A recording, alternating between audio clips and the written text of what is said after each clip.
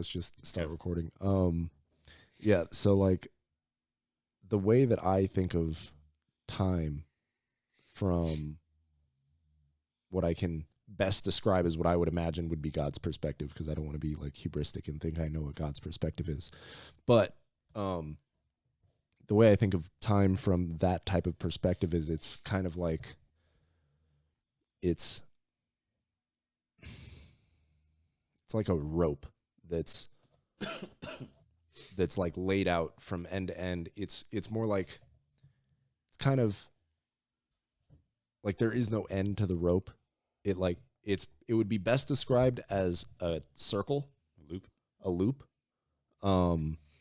That, or actually it's a hyperloop, I guess. I think is what it's called.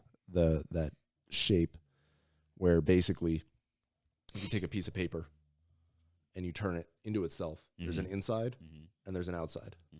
But if you take that same piece of paper and you twist it like half a turn, 180, and then you connect the ends, that one plane continues around, and you can just go around the whole thing, and you can be on the outside and then the inside.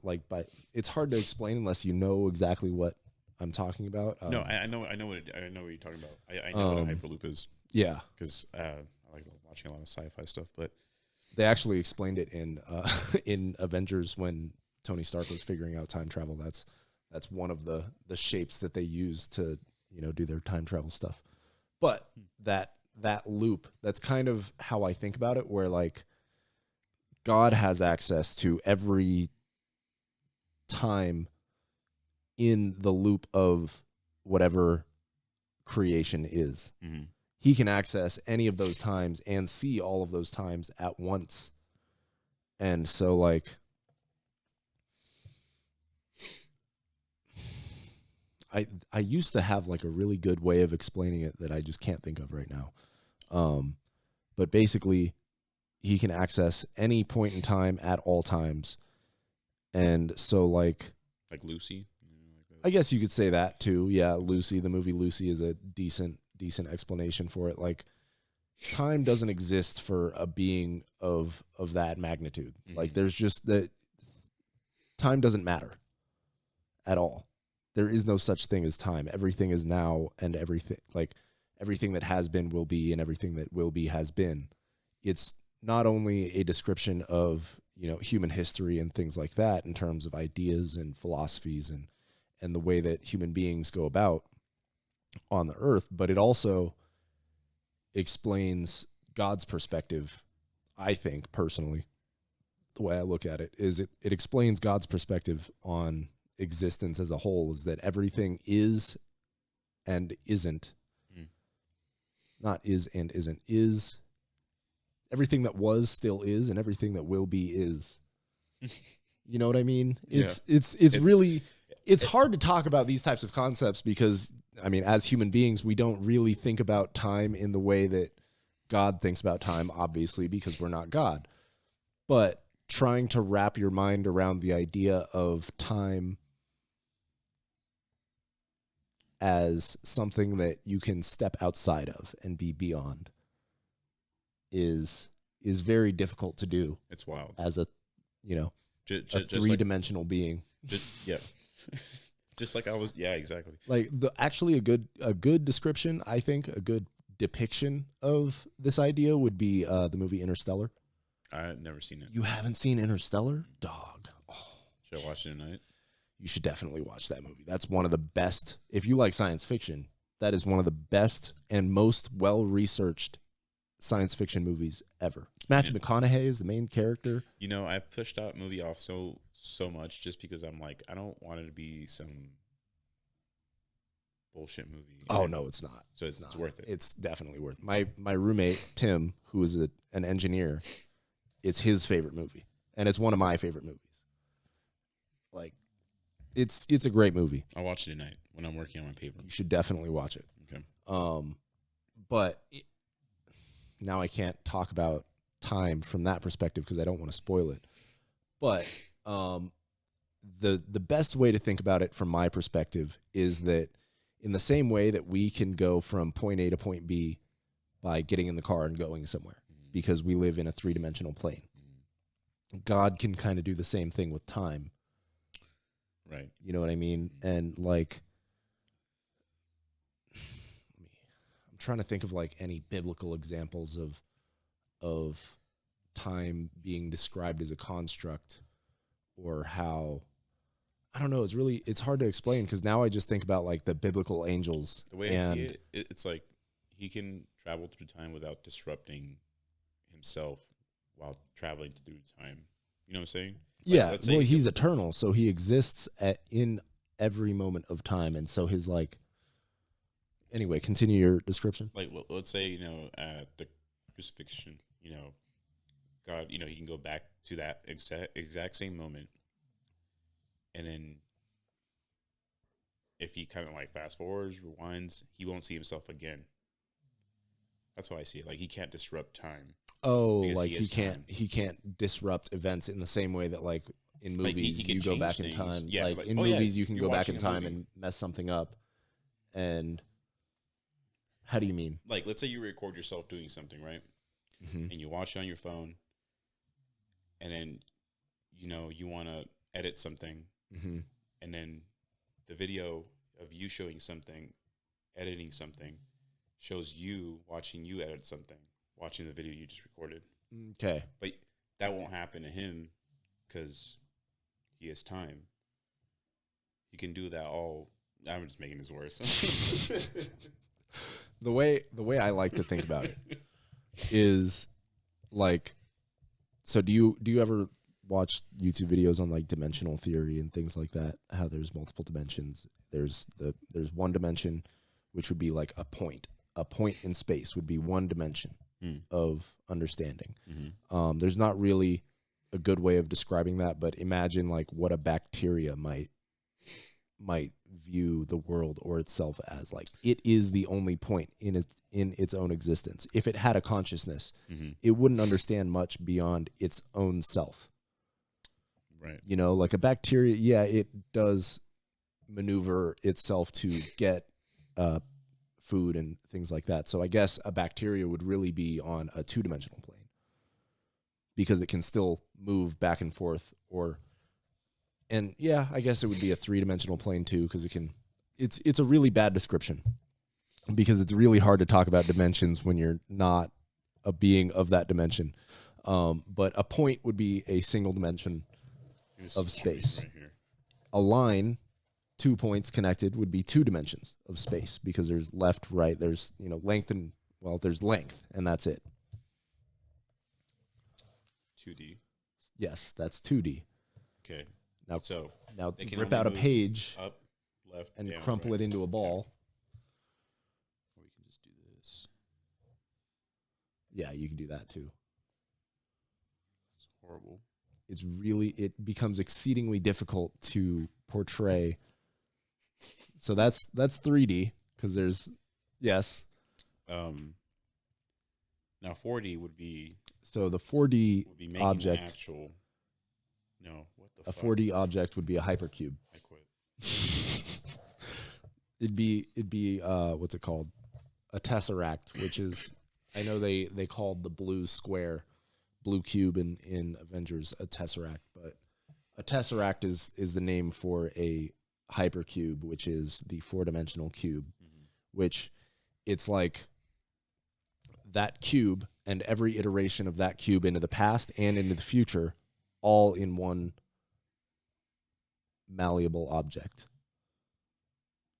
So time itself becomes its own line, own linear piece of existence, I guess you could say, that can't really be understood that well by us lower dimensional beings.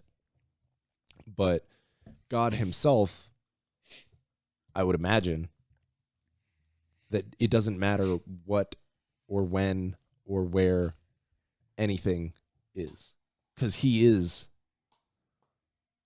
all of that at the same time. Okay, I'm just tired, so I'm Gonna pretend you know what I'm saying. No, I know what you mean. Like, so what? Where his thoughts? That's what you're trying to say. So like, it's like he can Like if he wants to remember something, he'd be like, "Oh yeah, I remember that." It's not. So he can move through time like that because it's So him, right. you know the. I'm so sorry. I'm so. It's okay. I'm like lost. It's but really I'm not lost. it's really hard to explain this topic, especially if you don't have a physics degree. Like I'm not lost, but so I'm not, actually, one. Well, hold on. Okay. It's like darkness, or it's like existing. You know what I'm saying? Like I was just telling him earlier how, like, have you ever sat in a dark room, pitch black, and you start thinking, like, what if this is death? Like you die and then what? Your nothingness? I don't think that that's what it is.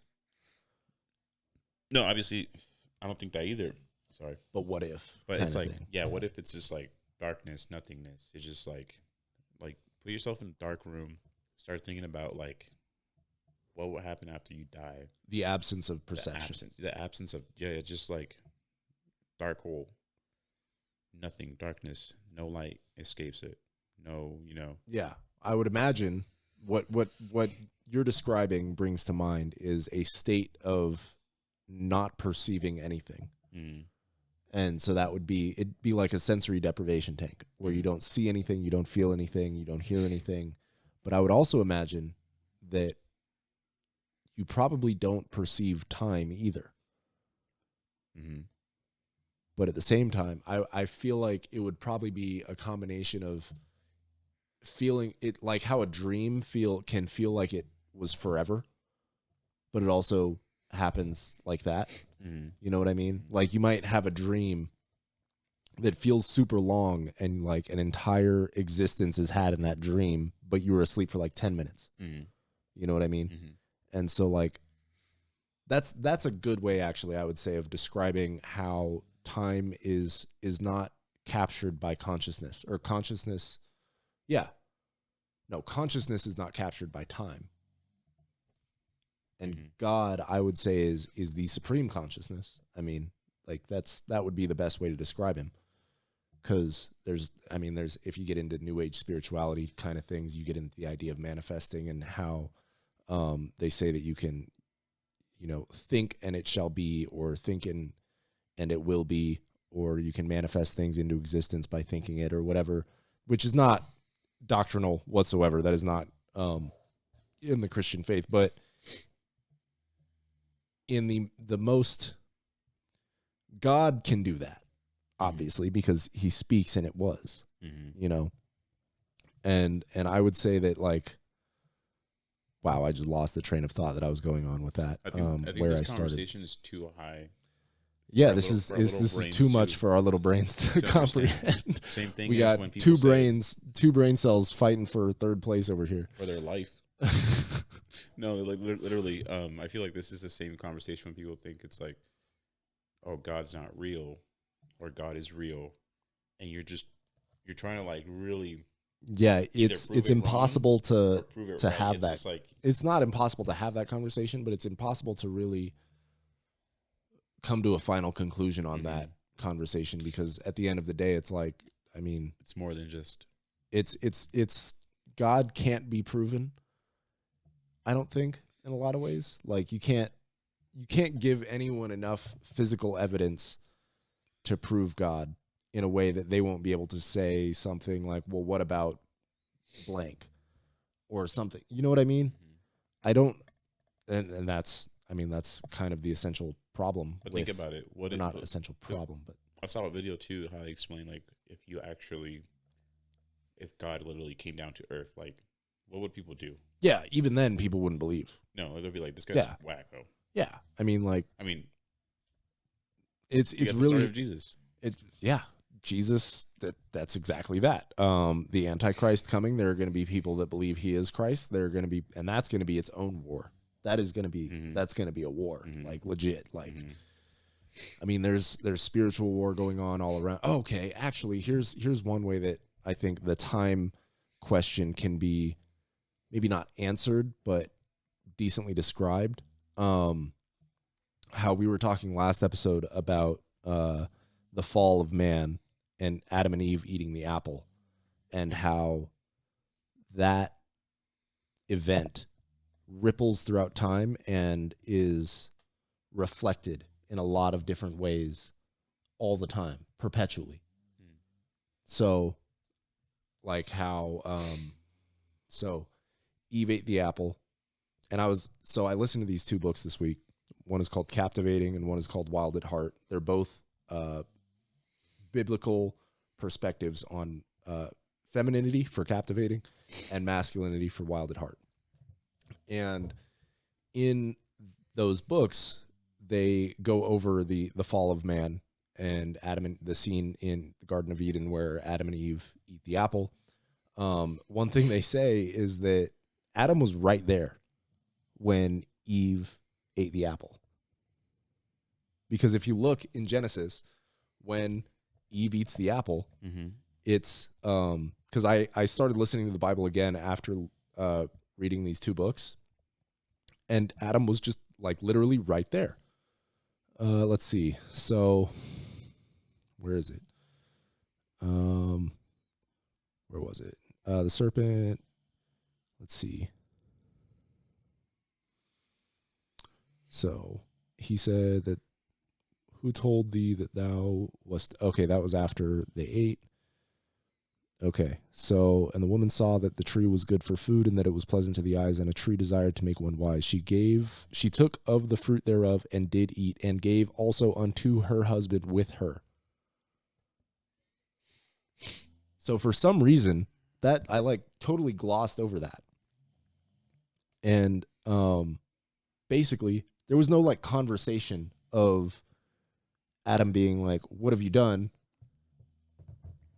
And Eve saying, here, eat the apple. And like, there was no conversation. There was no dispute. There was no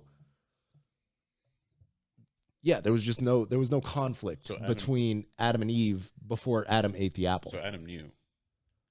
Adam was right there. Adam knew what she Adam was right there when she ate the apple. Also, I noticed that God commanded Adam not to eat the apple. Then he made Eve, and then she ate the apple.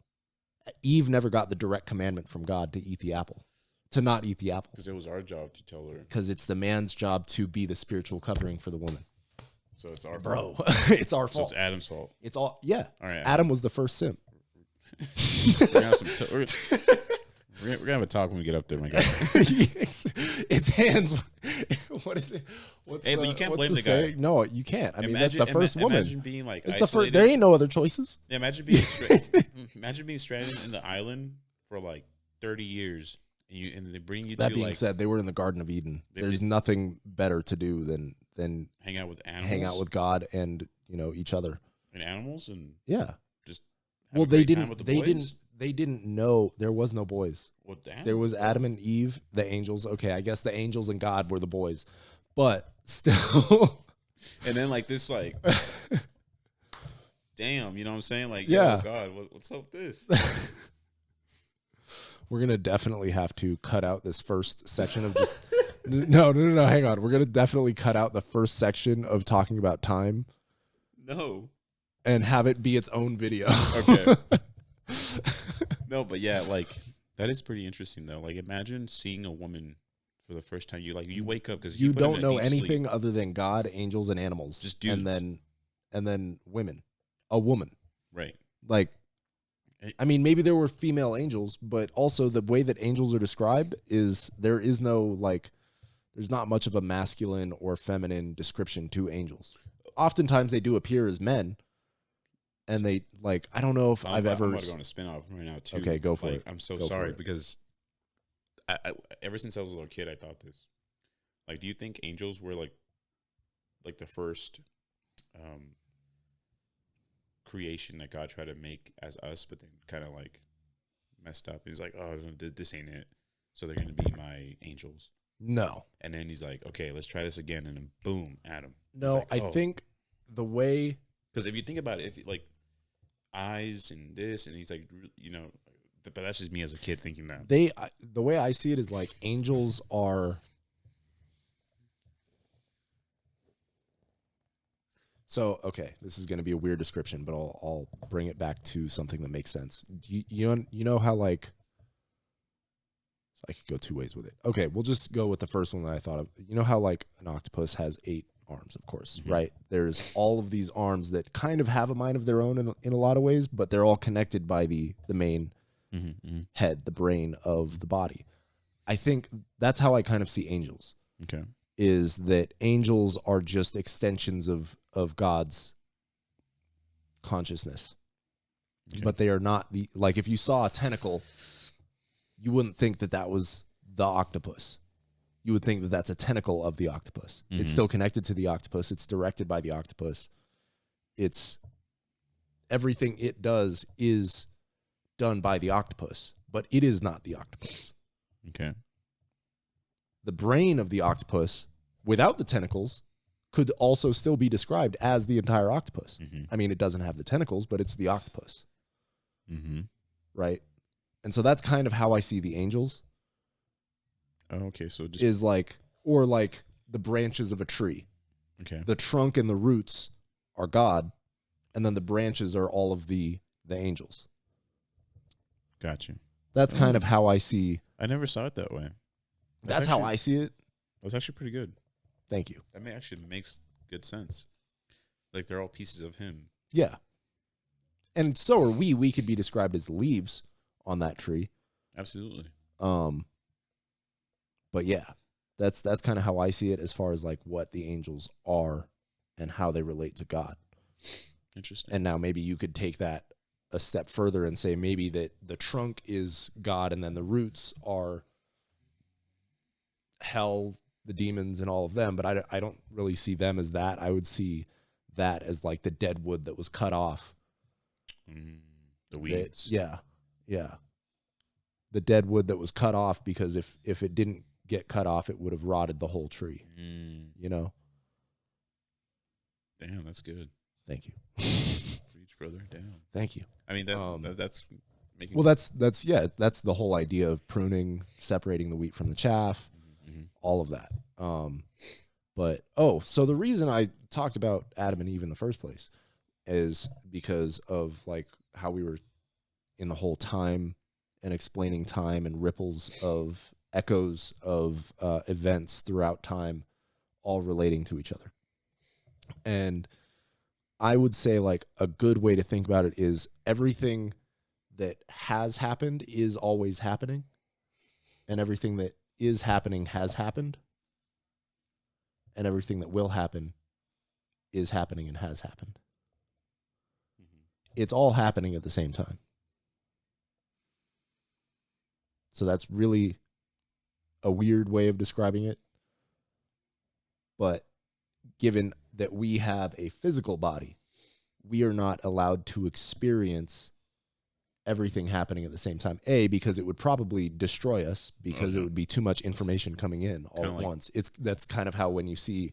For reference, Indiana Jones, when she gets the golden skull and she gets the crystal skull, crystal skull, and she gets all this knowledge, and it kills her. It's too much for her, so her brain melts. Yeah, that's basically kind of the same idea. Is that she sees everything and it's too great. That's kind of the same idea that I think Indiana Jones probably took that idea from the Bible. Yeah, I would imagine. Yeah, makes sense. Because every time that like, whenever a prophet has an interaction with God or angels, the angels come in a physical form, not their true form. There are very rare circumstances in which a human being gets to experience God himself. And then the Ark of the Covenant, if someone touches the Ark of the Covenant, they die immediately. That was also in Indiana Jones and from the Bible. I mean, the whole Indiana Jones movie about the Ark of the Covenant was obviously about the Christian Ark of the Covenant. So that's kind of where that idea comes from, is that if you were to be able to experience existence at the fullness that God experiences it, it would be too much for you. Because all of existence would crash down into you. And you'd just wither away because it's just too much for a physical form. Yeah. I don't like. Yeah. It's too much to think about. It's a lot to think about. Same thing with like the whole concept. What I was telling you, like nothingness. Like I think it's just too much to handle. You'll like. That's why people when they, that was one of the torture tactics that they would lock people in a dark room. I mean that It's solitary confinement. Yeah, if you're you start losing mess your up, mind. yeah, you do. Most people in solitary go crazy. Or there's another one too. You start thinking too much about, does God, like who made God? Obviously when we die, all our questions will be answered by God. Mm-hmm. And think like, who made God? What is God? Like, what happens? Like, what's above? Like, what's beyond God? Like, is there? Obviously, we only know what we are told and shown. Obviously, but there's other people that think about like when I was a kid. This is all like kid thoughts I used to have. Mm-hmm. It's like, does God have a dad? It's like, is there something? It's like is there more universes? Because you see all this science stuff growing up. Mm-hmm. You're learning about science and different universes and different quantums and all this and that, and you're just like trying to put God and science together. You're just like, overwhelmed. I mean, as a kid, I used to like be deep into like the pyramids, science, space, God. Like that was when I was a kid. That was like my main four things, and dinosaurs, obviously. I was into comic books and space. But like, I would always like question and ask my mom, was like, well, doesn't God have a dad? And mom would be like, I don't know. No one knows. No. And they'd always tell me like, you would have to ask when you. Yeah, you'd have to ask those types of questions when you get there, but God is all that has been and will be. There is nothing other than God. Mm-hmm. Like all of everything around us. But is that like same? It minimizes. Big Bang. I think it minimizes God to even say that everything around us is God, because that kind of brings it into a. And this is just a criticism of what I've been saying, in terms of like what the concept of God is and time and all of that, is like it minimizes the greatness that is God to say that everything around us is God, because that's not even that's like half an answer. It's not even half an answer. God's infinite. So half of infinite is still infinite. Right. You know what I'm saying? Yeah. Like there's no way to describe God. Correct. Other than, well, actually, God is love. Well, that's true. That's fact. And yeah, I've delved deep into the recesses of my own mind thinking about that concept and thinking about watching different videos, reading books and things like that, of ways that people have explained the concept of God as love. And that is probably the best description that anyone can give, is that God is love entirely. Mm-hmm. That's it.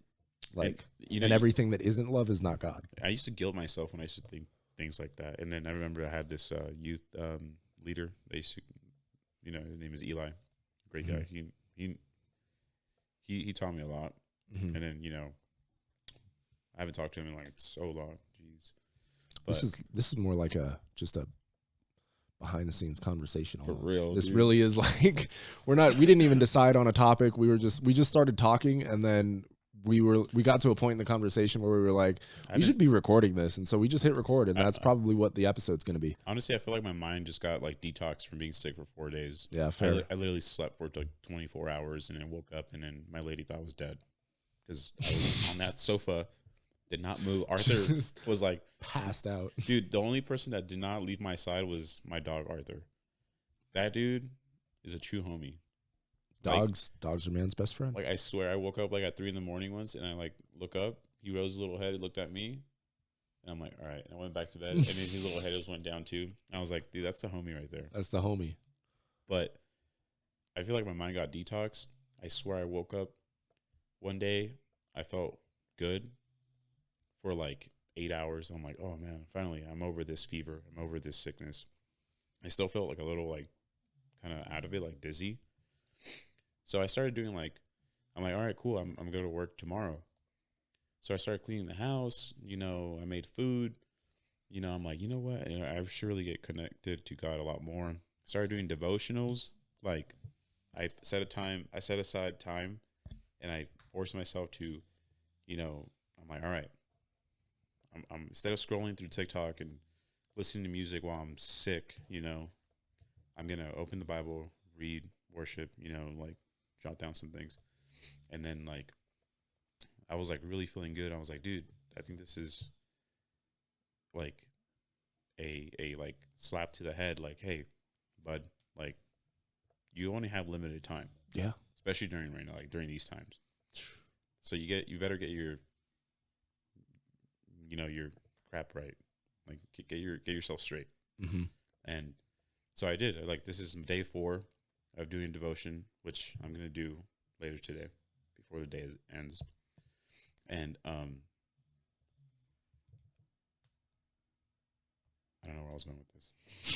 I just lost train of thought. Jeez, it's okay. I feel like sometimes God like kind of just okay, shut up. You said enough before you say something stupid. It's good. That's good. But, I mean, you're talking about how you're getting back on track to build yourself spiritually in terms of like doing your devotionals. Right. Yeah. But all I'm saying is like it's I don't know. Like it was such an eye opening. Sometimes I'm like, man, I really straight away I say I believe in God, but am I really following God? Do I really know Him? Yeah.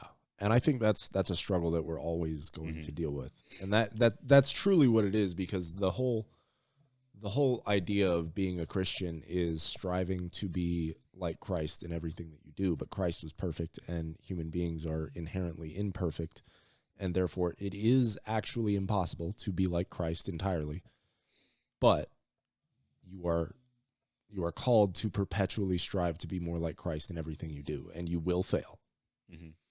The only question is, to what degree will you fail? Mm-hmm. And then again, it gets back into the question of like how, like I said, half of infinity is still infinity. That's wild. And so like if Christ is a symbol of infinite perfection, striving to be like Christ to reach an infinite perfection, the degree to which you fail, how far you get along that path is still like, you can't measure how far you got in that path very clearly, because like it's infinite. So like, are you an inch into the path? Are you a mile into the path? Or have you even started? Because He's still infinitely far away until you die and you reach Him, and He will tell you like what He thinks of you. Bro, you barely even walked. You barely took a step. Bro, I'd be so sad. I was like, bro, I was trying. Dang. Get away from me. I never knew you. Like, damn. Oh. He'd be like, hey, bro, you were moonwalking, my guy. Oh, my gosh. You're moonwalking with the Bible. Moonwalking with the Bible. Oh, man. I'll be sad, Yeah, I'd be like, bro, I was trying. I think, like, were you, though? Like, bro, one of the devotions hit me hard.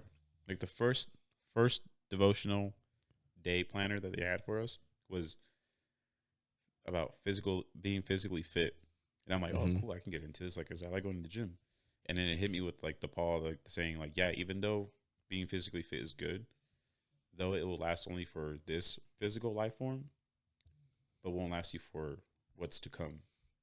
Spiritual fitness will last you here and what is to come. And I'm like, that got me. And everything that you're doing to build yourself physically is building you spiritually, I think, personally. Granted, everything you do through your own blood, sweat, and tears. I think if you're, injecting testosterone, injecting all these different gear, it's a performance enhancing drug. So it's like, yeah, you're pushing yourself further and you are taking a toll on your body, and it's that degree of it is hard. But I think forcing yourself to struggle with only what God gave you is, I don't want to say it's better necessarily, but it probably builds you more spiritually than it does otherwise. It's almost like taking gear would be the easy way. But then again, of course, there's a physique that you cannot attain if you don't have discipline. Well, no. Like, if you're not on gear, you're not attaining certain physiques for the most part. Like, human beings just aren't built to get as big as C-Bum. Oh, right. You can't unless you're a genetic freak, which is possible, but there are very few of those. And most people will never, no matter how much you lift, will never get to that. No matter how much you lift, how much you eat, you're not going to get there. Mm-hmm. It's just not happening because it's not physically possible for most people. 5 to 8% body fat. No. Yeah. It's not even human. It's not good for you human being to be that low on body fat. No, not at all. But yeah, I think so. Back to the idea of the spiritual strength and the fitness not lasting on this plane, but translating into the next plane. I do really believe that it's almost like, let me think. How do I want to explain this? All right. How much anime have you watched? I've been very behind on anime. That's okay. You don't need to watch anime. It's not necessary for development, but I recently got into like Invincible. Invincible's pretty good. That one's fire. It's not anime, but it's good. It's a good show. I mean, it's pretty messed up because it's very graphic. So if you're a kid under 18, probably shouldn't watch it. It's maybe like The Boys, but cartoon. But yeah, a cartoon. Exactly. That's how I describe it too. But anyways, so the whole idea in anime for a lot of them, especially fighting anime, whether it's Dragon Ball or Hunter x Hunter, all these different anime where they have like a power systems in terms of like, oh, if you work this hard and you build yourself in certain ways, it increases your power with this like kind of magic type stuff that they have in the anime. The way I've always seen that is, one, in anime, it's like my mom always never wanted me to watch like Digimon or Pokemon or anything like that because she saw it as demonic because they were getting power from, ungodly sources, which I agree. They were getting power from ungodly sources. So in those shows, it would be demonic sources. And in a lot of those shows, it literally is demonic sources that they're getting their power from. But the concept of building themselves, building their discipline, exercising, and putting in the work every day to build themselves their integrity, to build their discipline, to build themselves spiritually so that the magic powers that they had would grow even stronger. Mm-hmm. In Hunter x Hunter, which is one of my favorite anime, the main character, they go through grueling physical tasks, physical exercises to force themselves to grow in their spiritual power, which they call it Nen in the show. But it's basically the idea of building spiritual strength. And that's kind of how I see the idea of building your spiritual strength here on this plane so that in the next plane, you are this more powerful, like the spiritual strength that you build on this plane will give you a different level of power in the afterlife. Mm. So like literal superpowers in heaven. Oh yeah, absolutely. Based on how disciplined you were, how much you built yourself here on this plane of existence. This is all a preparation phase. This is all the gym. This whole existence is the gym. And for your spirit. Exactly, for your spirit. And then the next life is where you're really put to the test. I think the next life is probably the spiritual warfare section that we're battling here. We're battling spiritually here. There's spiritual warfare going on all around us. Mm. But I think in the next life is where we actually, we get the weapons of the spiritual weapons that God gives us. Mm. And based on how strong we are here, that determines how strong the weapons we get in the next life are. Bro, imagine if you get to heaven and then you're like shooting lightning bolts down. No, I mean, that's if you're like down on dedicated, demons. You know what I'm saying? Yeah. But imagine if you like accept Christ right before you die, boom, and then you like... And you're just a grunt. No, you're not even a grunt, bro. You're just like a berry picker. Oh, man. And heaven, like, all right, you accepted Christ, welcome to heaven. I'm trying to be like... And all your boys that were like reading the Bible, studying everything, they're going to go fight next to God. And Michael and all the angels and all that. I'd be so jealous. I'm like, all right, bye, well, guys. you wouldn't be jealous. Can I go? And it's like... Because in the afterlife, you're free of sin, so there would be no envy. But Right, I'd be disappointed in myself. I'll tell you that much. I'd be disappointed in myself that I didn't work harder here. It's like, yeah, so that can't I wait to could go. fight next to Michael And God's and like, all the other angels. I was like, "We're going, little dude. You gotta stay back here with the families and stuff." What? You didn't leave childhood things behind. Yeah, you didn't leave.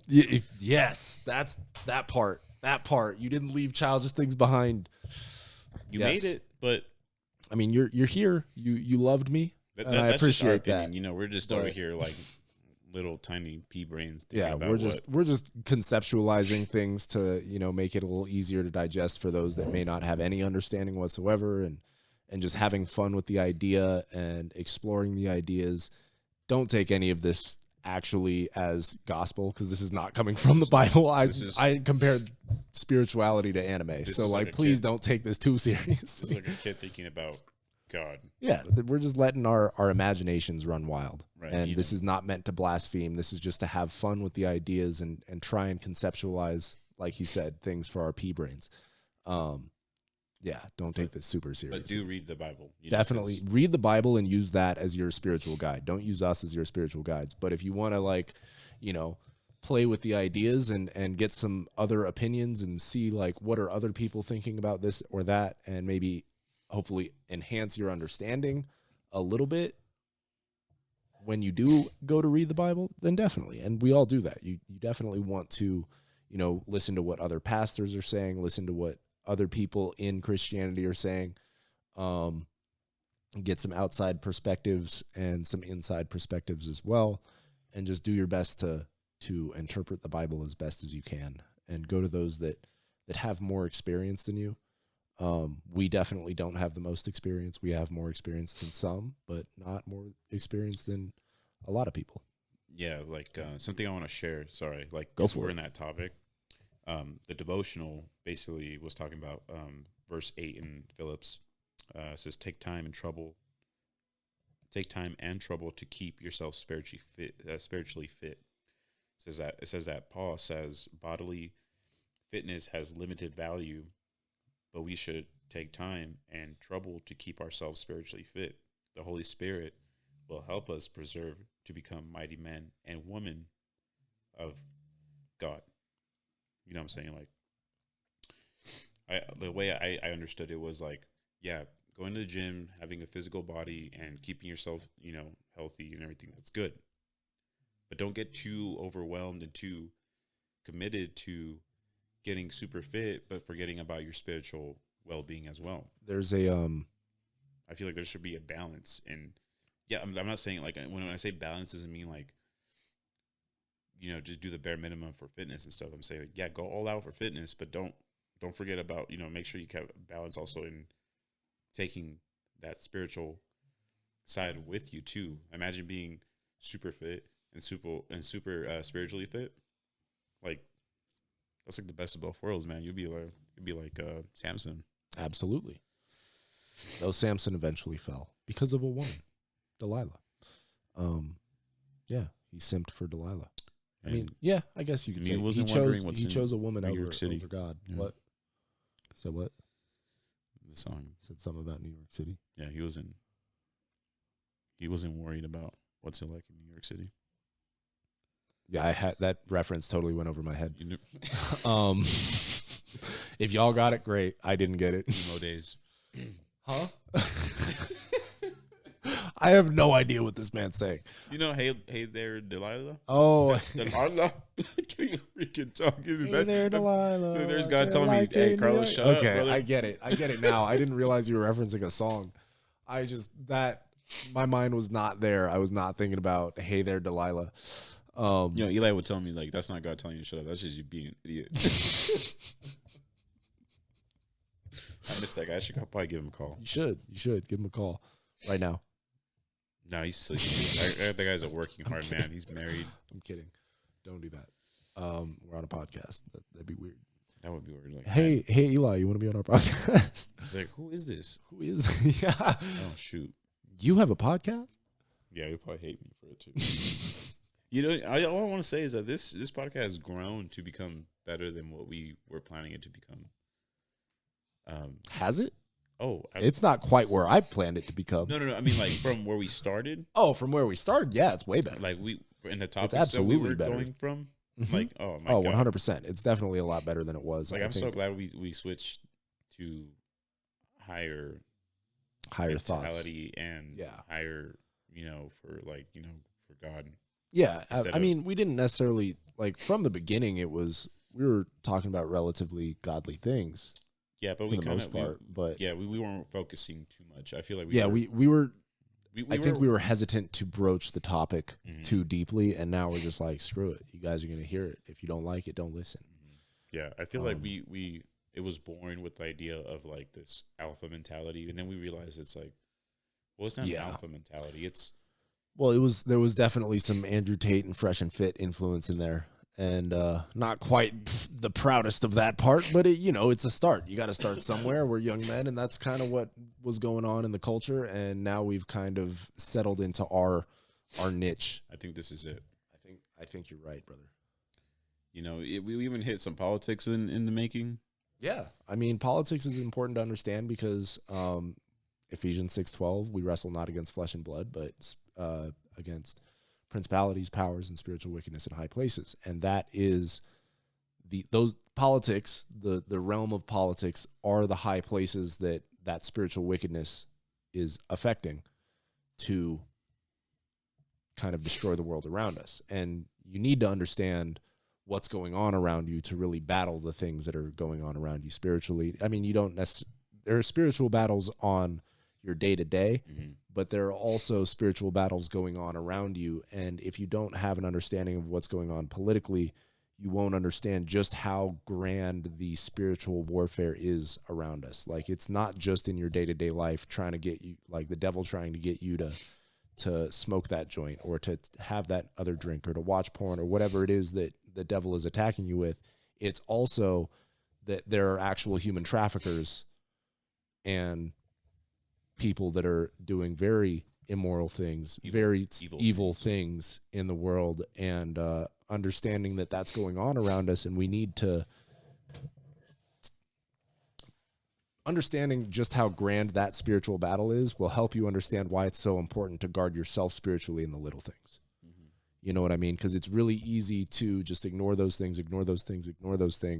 And then eventually, as your life keeps going and you keep progressing in your life and you keep making more money and you keep making more moves and gaining more influence in your circle, you're going to be approached with an opportunity to end up joining in the more grand spiritual warfare that is going on around us. And you will be approached with an opportunity to choose whether or not you want to join the side doing the human trafficking or the side that's fighting the human trafficking in small ways and large, whether direct or indirect. And you're going to be approached with those opportunities that will either perpetuate that side of the spiritual battle or it'll perpetuate the side that you want to win, which is the good side, the side that's not trafficking children. And understanding the politics that's going on behind that helps you understand just how important it is to first get those little things right. Right. Definitely. Yeah. I was trying to find another one, but I couldn't find it. It was basically saying like, God has a place for those people that do evil doings in the wickedness. Oh, absolutely. Like he has a special place, which is like the bottom of the ocean. With I'm just referencing more like the bottom of the pit of hell, Well, yes. I was referencing, I can't remember the exact scripture. I think it was Matthew 6:8. I don't know. It's in my Instagram bio actually because it's one of my favorite scriptures. But I know this is way out of like context, but like I still find it weird how we like threw Osama bin Laden in the ocean. Did we? I didn't know that. What? Mark 8:36, I think, or Matthew 18:6. Let me look it up. I was talking about when I said the bottom of the ocean. I was talking about the scripture where God said it would be better for those that harm the innocence of little ones. Let's see, 18:6. It says, "But whoso shall offend one of these little ones which believe in me, it were better for him that a millstone were hanged about his neck, and that he were thrown in the depths of this, or that he were drowned in the depths of the sea." That's Yeah. Matthew 18:6. Buried him in the North Arabian Sea. Northern Arabian Sea, and the same day they Interesting. yeah, like buried at sea. Why was he? He was disposal from their service member cremating or casketing remains a part of a special on board ceremony. They just throw him in the sea. Huh. Interesting. Which I found very interesting. Which was Yeah, that's odd. like, I feel like there's is that some like a ulterior symbol- motives. like Yeah, there's some symbolic- ulterior motives there. Did he really die? Maybe not. I don't know. I couldn't say. I wasn't there.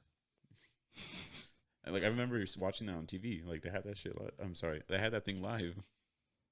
I don't know. I could not say. It was a trip. That is a trip. Obama was there.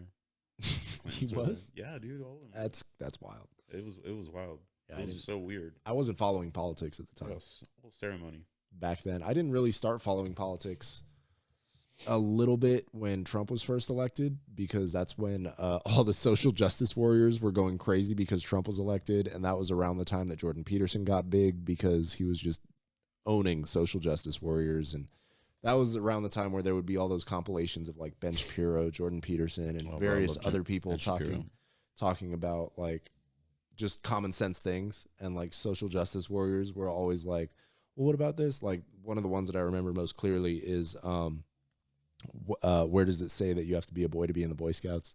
And Ben Shapiro's just like, in the name Boy Scouts, and everyone went crazy because it was like, duh.